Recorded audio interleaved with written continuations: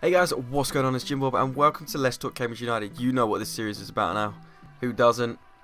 We're getting around, let's get on with the show. First off, we got Ryan Harris on loan from Coventry City until the end of the season. So far, I'm not impressed with him. Will that change? Who knows? He came in as a replacement for Page, who has broken his toe, as we'd found out yesterday, and is probably most likely going to be out now for the rest of his loan spell at Cambridge. Whether they'll extend it again after that, who knows? I personally don't think they will. I think we'll stick with this new bloke until the end of the season. I don't think it'll be a good call at the moment, but after yesterday's performance, anything would be better. Before the game, me and a load of other people were optimistic. We thought we could generally do it, but I mean, if you look back on the stats, we faced Stevenage away. We have not beat them in the last 6 games, and that's dating all the way back to 2005, so that is a long time. I don't know why I thought we were going to win, but who knows, it's in the past now, and just realised I have to beep it there. Let's get on. And one of the best parts, though, of yesterday was the set seats. You had to sit in your ticket allocated seats. Yeah, right! I don't know anybody that did. Well, I saw people around me sitting in their designated seats. I didn't, because I'm a rebel. But it's time to move on to the lineups now. The very disappointing lineup that was yesterday. We had Norris in goal, as you'd expect. You had Furlong, Legg, Coulson, and Haynes in defence. Fairly standard, if I'm honest. Then we had Donaldson, Ledson, Dunn in midfield. And then you had Dunk, Berry, and Williamson all up front.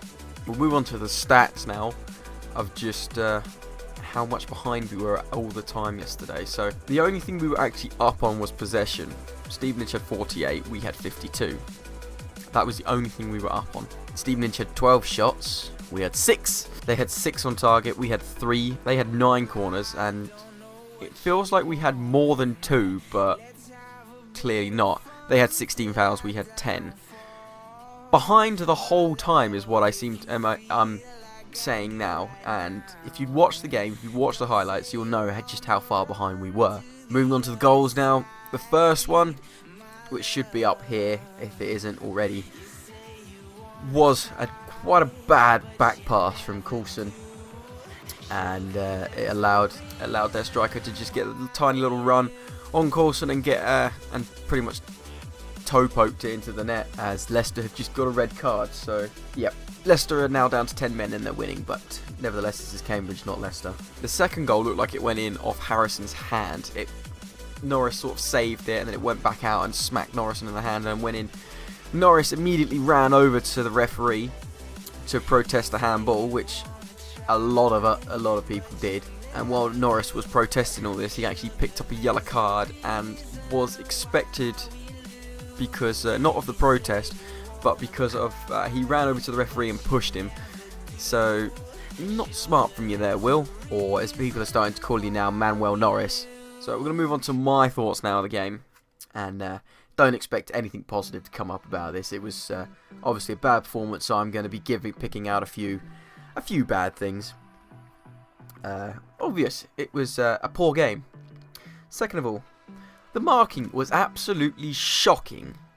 Sort yourselves out. Nobody was playing like a team. There wasn't playing like a team. There was nobody. It's hard to say what it was, but there was no teamwork, put it that way. There was no teamwork in it, and it was just not. It wasn't fun to watch. We had at times, we had a few good spells, but a lot of the time we were behind. Every time we made a pass, it was intercepted. We went for a long ball, nobody was getting to it, and things like that. And it was just not good. It wasn't Cambridge that we've seen over the last 2 games, and that absolutely of a goalkeeper absolutely wound me up to the point I was going to blow up, because at one point he was telling people, the ball boys, to calm down, don't be so quick with it, and that wound me up. You could try it, but nobody usually listens to that.